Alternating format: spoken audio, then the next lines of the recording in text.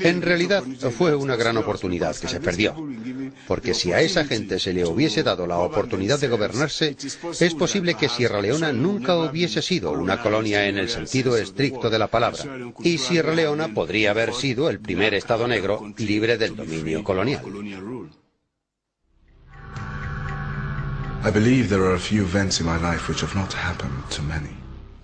Olaudah Equiano, cuyo primer nombre como esclavo fue Gustavus Vasa, obtiene su libertad en Londres y se convierte en una figura clave del movimiento abolicionista. Su autobiografía se convierte en un documento político transformador del movimiento abolicionista. Además, Equiano está bien relacionado con los artesanos de la Sociedad Correspondiente de Londres en 1792. Los puso en contacto con los trabajadores del acero, los mineros y los obreros de Sheffield. Y fue esta reunión del proletariado industrial y de los artesanos londinenses la que los historiadores han visto a menudo como el principio de la clase trabajadora inglesa como un todo. Pero fue Olaudah Equiano quien los reunió. El período en el que se ve más solidaridad entre los esclavos africanos y la clase obrera blanca en Gran Bretaña, creo que fue en los primeros años del movimiento abolicionista. A partir de finales de los años 1780, cientos de miles de británicos dirigieron escritos al Parlamento en contra del tráfico de esclavos.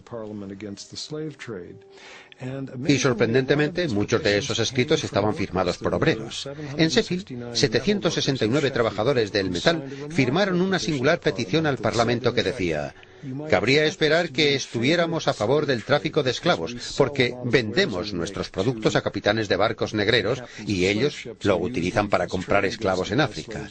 Pero queremos expresar nuestra solidaridad con nuestros hermanos africanos. Nos han dicho que no quieren ser esclavos. Es un movimiento muy lento, es como si se desplazasen las placas tectónicas bajo la sociedad occidental a finales del siglo XVIII. El desplazamiento, las obras de la Ilustración, generan cambios en las opiniones teológicas, pero los pequeños movimientos tectónicos generan grandes cambios en la superficie, y una de las cosas que hacen es abrir la cuestión, la existencia de la esclavitud y el tráfico de esclavos. Un acontecimiento decisivo que afectó a toda la cultura de la época fue la primera revolución de esclavos de la historia que tuvo éxito y logró librarse del dominio imperial europeo. La Guerra de Independencia de Haití, que comenzó en agosto de 1791. La isla había sido colonia española. Los españoles abandonaron la parte occidental de la isla, que fue ocupada por los franceses, que crean su propia colonia a la que llaman Santo Domingo. También hay que recordar que esa era la mejor colonia de las Américas. Aunque en la actualidad sea una de las naciones más pobres de América, en aquella época era un lugar próspero. No era un estado independiente, pero era la colonia más rica de las Américas. La productividad era enorme, por lo que todos los países imperialistas en las Américas le habían echado el ojo. Les habría encantado poder hacerse con el control de ese sector de la economía. La revolución se inició en la llanura septentrional de Santo Domingo, una zona muy industrializada en la que había enormes plantaciones de azúcar. Allí fue donde empezó la revolución. Creo que es importante recordar también que la revolución se gestó en aquellas plantaciones, uno de los sitios más industrializados del mundo en aquella época, donde se combinaban las mejores técnicas de cultivo y producción. La primera etapa de la revolución de 1791 fue en la que los esclavos se hicieron con el control de aquellas plantaciones. Transformaron aquellas prósperas plantaciones en sus campamentos. Los historiadores apuntan que uno de los motivos del éxito de la revolución es que muchos hombres habían servido en ejércitos africanos, habían sido soldados en África, y que al ser vendidos como esclavos tras participar en alguna guerra en África, trajeron su experiencia militar a Santo Domingo. En el año 1793, Gran Bretaña y Francia entraron en guerra, y los británicos vieron la oportunidad de hacer dos cosas a la vez: hacerse con este rico territorio, arrebatándoselo a los franceses, y sofocar la revuelta de los esclavos antes de que se extendiese a Jamaica, que estaba muy cerca. Un gran contingente británico se dirigió hacia Santo Domingo, y durante 5 años lucharon contra los esclavos rebeldes capitaneados por Toussaint Louverture, el gran líder haitiano. Y perdieron. El intento de sofocar aquella revolución involucró a cientos de miles de niños y jóvenes ingleses que fueron embarcados hacia Haití. donde encontrarían la muerte. La indignación histórica de los esclavos luchando por la libertad.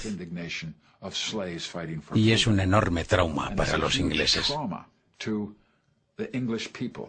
Este fue un caso en el que un grupo de esclavos rebeldes vence al ejército de una superpotencia mundial que, además, era el mayor traficante de esclavos. Y eso fue una gran conmoción.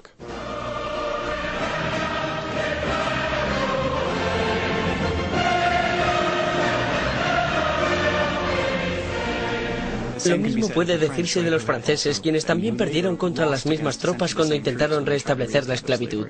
La derrota de los británicos, en cierto sentido, presagiaba la derrota de las tropas napoleónicas que seguiría unos años después. La revolución resultaba inconcebible para muchos pensadores.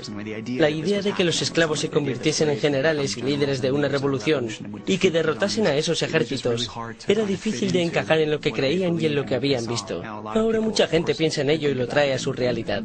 Pero creo que en aquella época desafió y sigue desafiando muchas de nuestras ideas sobre dónde se